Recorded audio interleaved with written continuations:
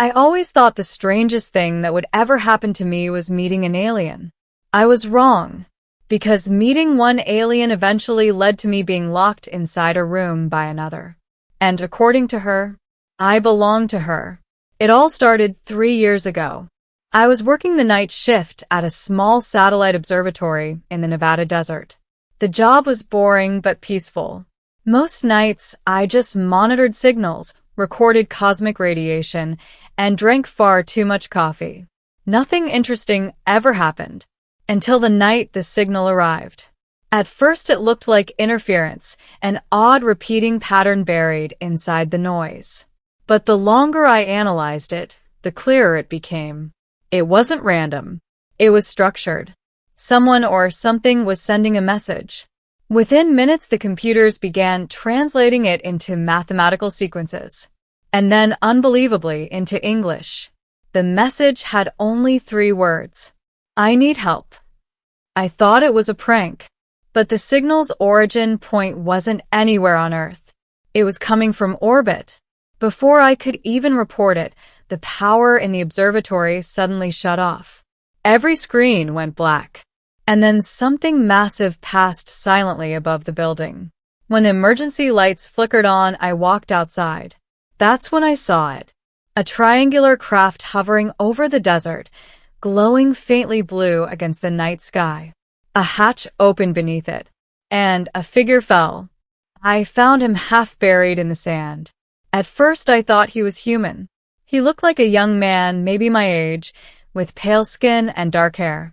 But when he opened his eyes, I realized something was different.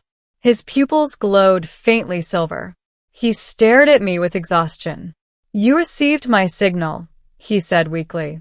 His voice sounded perfectly human, but carried a strange echo.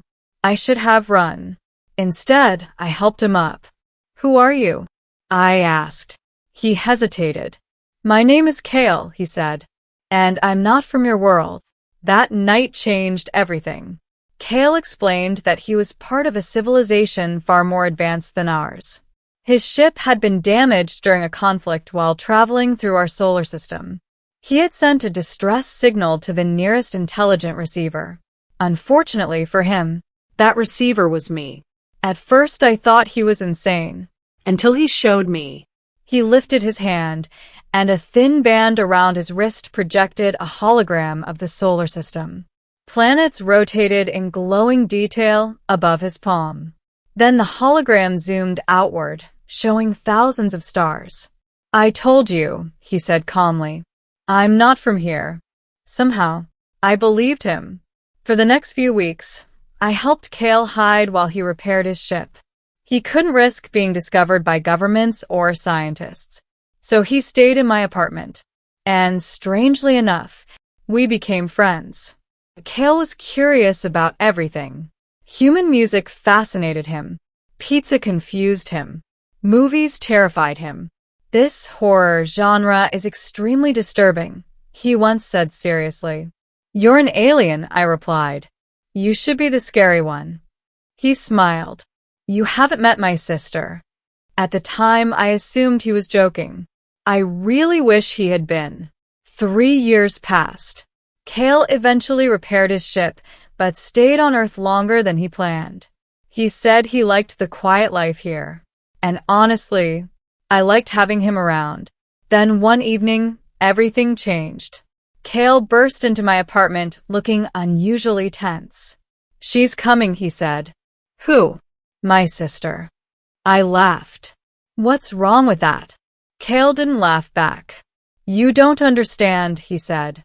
"Lyra is complicated." "Complicated how?" He ran a hand through his hair. "She's very protective." "Of you?" "Yes." "That sounds normal." He looked at me seriously. "Not by human standards." Before I could ask what that meant, every light in my apartment suddenly flickered. The windows rattled. A deep humming sound filled the air. Kale sighed. "She's here." We went outside. Hovering above the street was a sleek black spacecraft, far more elegant than Kale's damaged one had been. A beam of light descended. And then she stepped out. The first thing I noticed was how tall she was. The second thing was how terrifyingly confident she looked. Lyra looked mostly human, like Kale, but there were subtle differences. Her eyes glowed faintly violet. Her long silver hair moved slightly, even though there was no wind. She wore dark armor that shimmered like liquid metal. And when she looked at me, I felt like she was analyzing every atom in my body. "So," she said slowly, "this is the human." Her voice was calm, but not friendly. Kale stepped forward quickly. "Lyra, relax." He helped me. She didn't take her eyes off me. "I know. You do. I've been watching." That sentence made my stomach drop. "For how long?" I asked carefully. She tilted her head. "Since the day my brother landed here." I swallowed. "Great." For a moment, nobody spoke. Then Lyra suddenly walked toward me. Her movements were graceful, but deliberate, like a predator approaching prey. "You're brave," she said. "Or foolish." "Probably both," I admitted. To my surprise, she smiled slightly. Then she grabbed my wrist. Before I could react, a strange blue light scanned across my skin. Her expression instantly changed. From curiosity to shock. "That's impossible," she whispered. Kale frowned. "What?" Lyra looked at him slowly. "He carries the mark." My heart skipped. "The what?" Neither of them answered me. Instead, they exchanged a long, tense look. Finally, Kale said quietly, "That shouldn't be possible." Lyra turned back to me. Her eyes were suddenly intense. "Where did you get this?" "I don't know what you're talking about," I said. She turned my hand upward. On the center of my palm was a faint symbol, a glowing shape I had never seen before. Except, now that I looked at it, I realized it had always been there. It had just never glowed before. Everything happened very fast after that. Lyra grabbed my arm. "Come with me," she said. Wait. Too late. A flash of light surrounded us. And suddenly we were inside her ship. Specifically, inside a large, elegant room. Her room. Before I could process what was happening, the door behind me sealed shut with a metallic click. I turned. Lyra was standing between me and the exit. "What's going on?" I demanded. She crossed her arms calmly. "You're staying here." My jaw dropped. "What?" "You heard me." I walked to the door and tried to open it. It didn't move. I turned back to her. "You just kidnapped me." "Technically," she said, "you were relocated." "That's not better." She stepped closer. Her glowing violet eyes locked onto mine. "You carry the mark of my bond." "I don't even know what that means." "It means," she said quietly, "you belong to me." I stared at her. "Okay," I said slowly. "I'm pretty sure that's not how relationships work on Earth." "This is not Earth," she replied. I rubbed my temples. "Can you please explain what's happening?" For a moment, she studied me silently. Then she sighed. "In my species," she said, "certain individuals are born with a genetic resonance. It allows them to form a permanent life bond. Like marriage, much stronger." I didn't like where this was going. "And the mark?" I asked. "It only appears when the bonded partner is found." My stomach dropped. "You're saying that partner is me?" She nodded. "Yes." I laughed nervously. "That's impossible." "Is it?" she asked calmly. I looked down at the glowing symbol on my palm. It pulsed faintly with the same violet color as her eyes. Suddenly, it didn't seem so impossible. Hours passed. Or maybe it was minutes. Time felt strange on the ship. I sat on the edge of her bed while Lyra stood near the window, staring out at Earth below. "You can't just keep me here," I said eventually.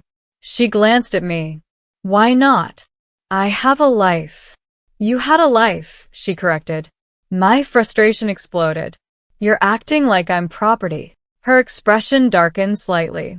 That is not what this is. Then why lock the door? She was quiet for a moment. Then she said something unexpected. Because I'm afraid. That caught me off guard. You, I said. Yes. She turned toward me, and for the first time, she didn't look like a confident alien warrior. She looked vulnerable.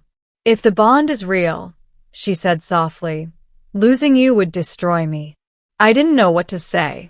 So instead, I said gently, you locked me in here? She looked slightly embarrassed. When you put it that way, it sounds unreasonable. It is unreasonable. She sighed. I don't understand humans very well. I laughed despite myself. That much is obvious. A knock sounded on the door. Lyra opened it. Kale stepped inside. He looked amused. You locked him in your room? He asked. She crossed her arms defensively.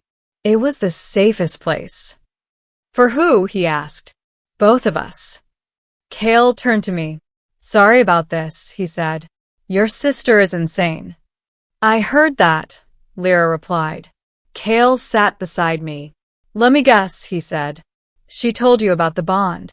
Yeah. And I still don't understand why I'm involved. Kale studied the glowing symbol on my palm. Then he smiled slightly. Because somehow the universe thinks you're family now. I groaned. Great.